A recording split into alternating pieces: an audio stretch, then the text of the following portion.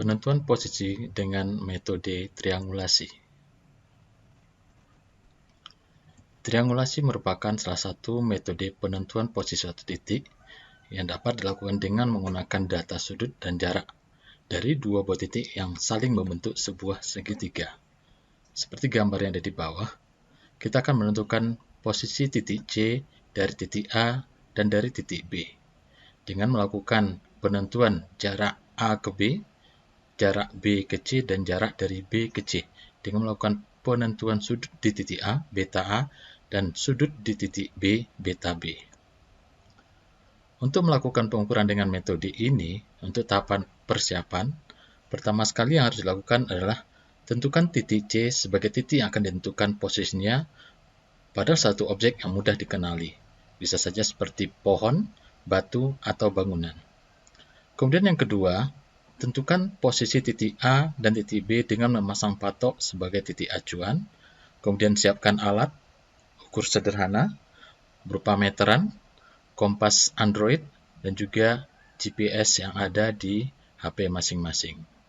Setelah semua tahapan persiapan dilakukan, baru kita masuk ke dalam tahapan pengukuran. Untuk langkah pertama, tahapan pengukuran, kita berdiri di titik A untuk menentukan berapa koordinat di titik A dengan menggunakan GPS yang ada di HP.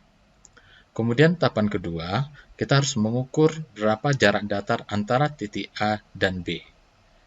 Kemudian yang ketiga, baru kita melakukan pengukuran azimut dengan kompas seperti pada tabel berikut ini.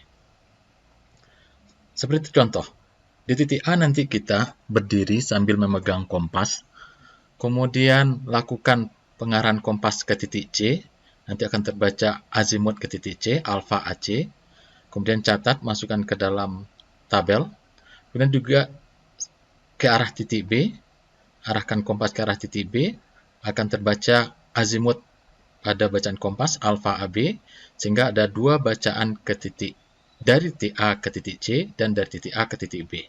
Selisih dari dua bacaan azimut tersebut, kita nanti dapat menentukan berapa sudut horizontal di titik A. Demikian juga nanti di titik B, kita lakukan pengukuran hal yang sama.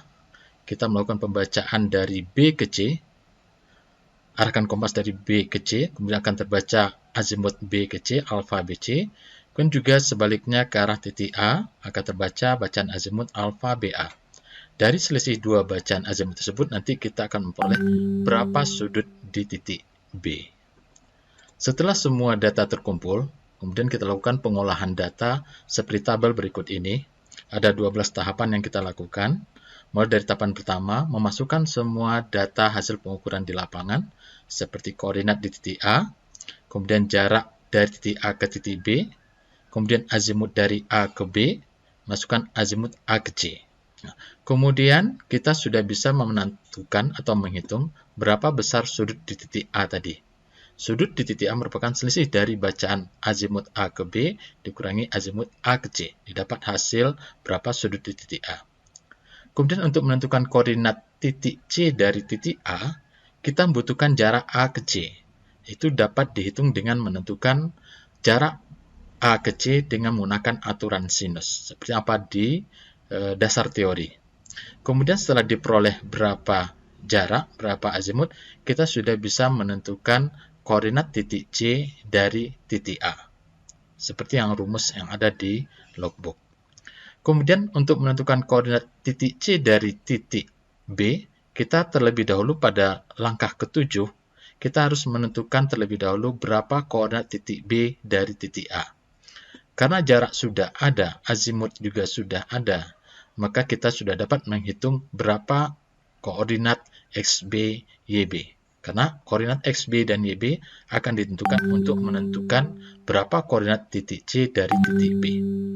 Kemudian langkah ke-8, kita sudah bisa masukkan berapa azimut B ke A hasil dari pengukuran. Kemudian azimut B ke C dari hasil pengukuran. Kemudian langkah ke-10, hasil penghitungan selisih dari dua buah arah tersebut, kita sudah bisa mendapatkan sudut di titik B.